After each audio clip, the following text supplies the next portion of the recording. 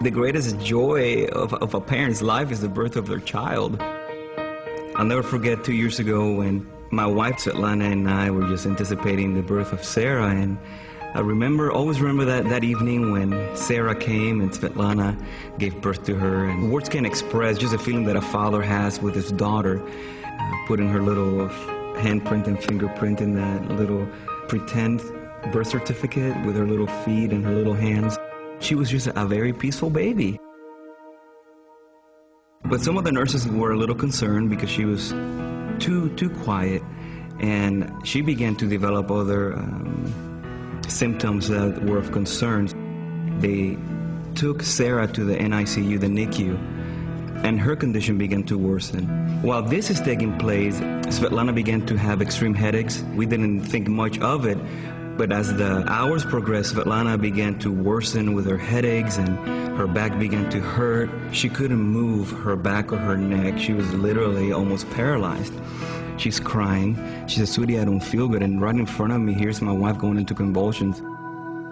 The nurses rushed out of the room, and within minutes, there was an infectious disease doctor there.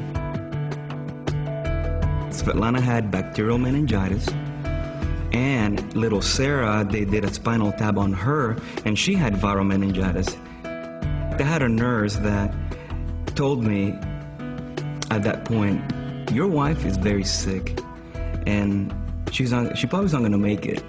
They're like, "Mr. Miranda, we need to put your daughter in isolation. She does have viral meningitis, in which we have no cure for that. We have no medication for your child. Here's my wife, ill, and now my daughter, who we just gave birth to, there's no cure for her." What do you do in a situation like that? Someone had called us and said, "You know, just a week ago, I heard on the news that this mother and daughter had the same thing that your wife and daughter have, but they didn't make it, they died." That just crushed me. Reality's settled in me. Honestly, I felt hopeless. I felt that this could be it. I never could understand why this was happening to me. Here I am, a good person in the ministry, loving on people. Why me? I'm a giver, I'm a tither, I'm a good person. Why me? I felt God was abandoning me. Svetlana was treated with antibiotics for 14 days for the bacterial meningitis, and she slowly began to progress. Sarah, however, began to deteriorate. Little Sarah couldn't open her eyes because she was so sedated. But every time I said, "Sarah, this is Daddy, I love you," her little head would turn. They told us we have to give her medication to normalize her liver enzymes. A high percentage of children that are given this medication either hemorrhage in the brain, become vegetables, or brain dead. I can remember her having so many bruises in her arm, in her head, because of the IVs they put in her leg. She was just like a little purple doll, and that would just break my heart.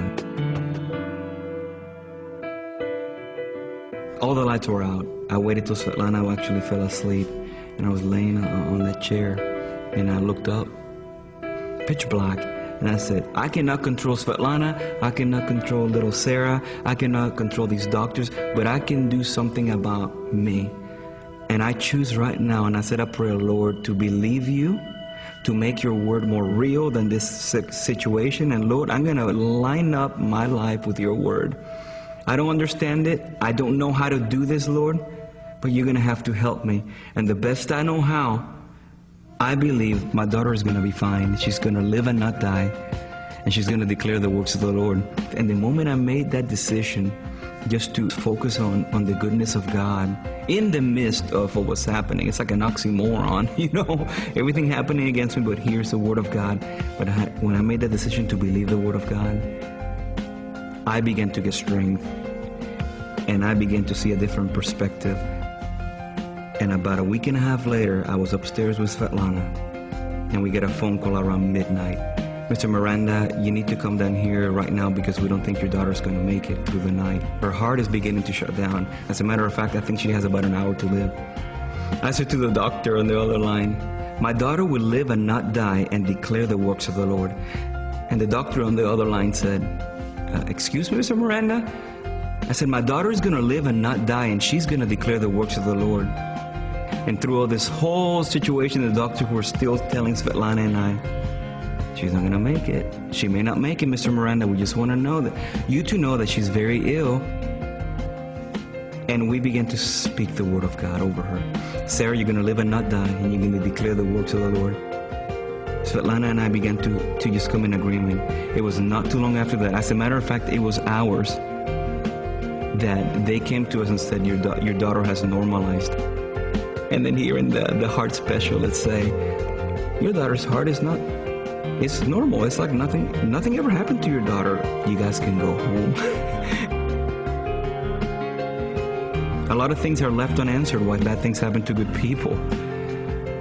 But one thing I do know, and I understand, that it is my responsibility to trust the Word of God, to speak the Word of God, and to trust Him.